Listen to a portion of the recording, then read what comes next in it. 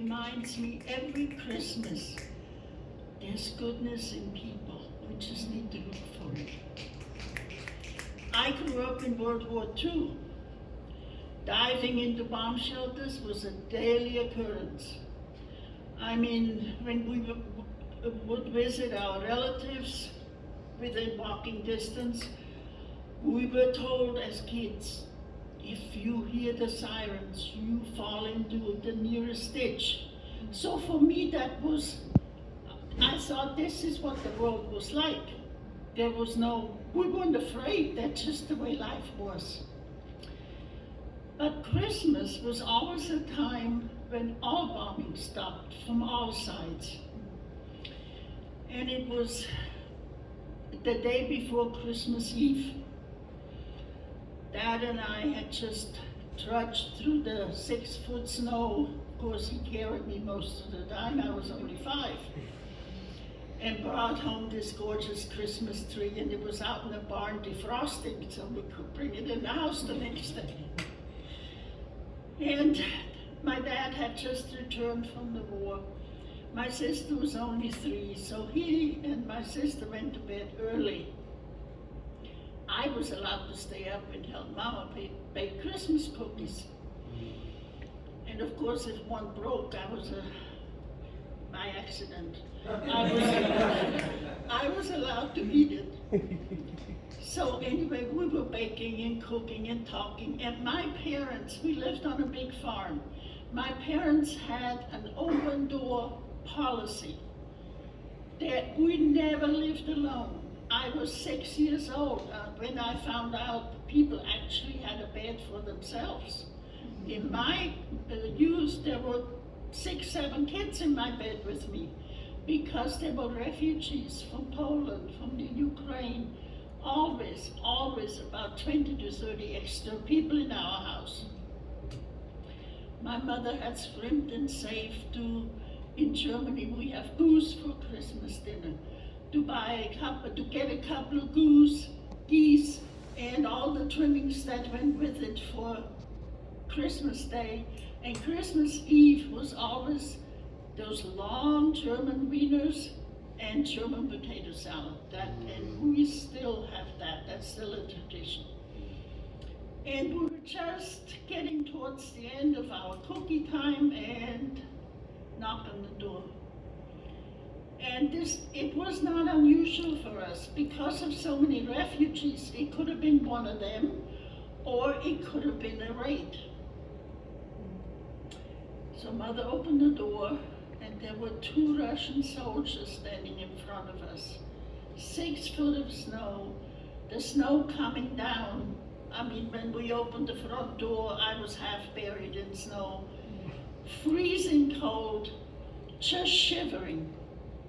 My parents spoke perfect Czech, so she understood that all they wanted a place to sleep because they were freezing and they could not find their troops, they couldn't get in touch with anybody, they were just lost. Of course she let them in. Told them to take off their dirty uniforms, gave them clothes for my older brothers, they were both in the war, took their guns and put them in the corner, and we had to bed them down in the barn, which was adjacent to the kitchen, because the house was full of refugees. You couldn't even walk on the floor. So, and there was always a huge pot of soup on the stove in case somebody came at night and was hungry. So she fed them some soup and homemade bread and got all the down feather beds and made them a bed in the barn. We were done with our cookies. We were just getting ready to clean up. There was another knock. Oh dear. 2 German soldiers were standing there, also lost, also freezing, also scared to death. And of course Mother let them in. So, did the same thing to them. They gave her their dirty clothes, she gave them clothes for my brothers, she fed them soup and bedded them down on the other side of the barn, way away from the Russians. And neither one of them knew that the others were there. Christmas morning, and the Christmas Eve morning, she made coffee and it smelled so good, and bacon and it smelled so good, and eggs, and homemade bread, and everything kind of drifted out to the barn. And suddenly they were awake and saw each other. And they all tried to get through the door at the same time, for their weapons. And my father stood there and he said, "Silence." And mother said, "Okay, boys, you have two choices. You can behave like some civilized people, it's Christmas time. Or, here are your clothes, they're nice and clean and dried, and get out." They all looked at each other, they went, "No, not in the snow, 6 foot snow, not a good idea." So we sat down to breakfast and everything was very quiet, nobody spoke. And my father asked the Russians and the Germans, "Does anybody play an instrument?" "Oh yeah, guitar and violin," and the other one, accordion. And of course, I come from a very musical family. My brothers all played instruments, so Dad brought the instruments out. They started playing, and let me tell you, that's a Christmas I will never forget. Because together with the refugees, we sang Christmas songs in German, in Polish, in Ukrainian, in Czech, and in Russian. And before you knew it, that was the most life in that house we've had in the longest time.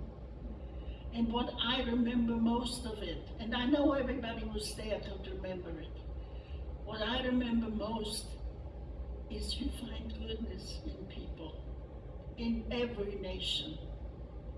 No matter what we're told, just look for the kindness. And when you're down in your life, and I've been down a lot, when you're down in your life, there's always something out there someone who's willing to help you get up again. So Merry Christmas to everybody.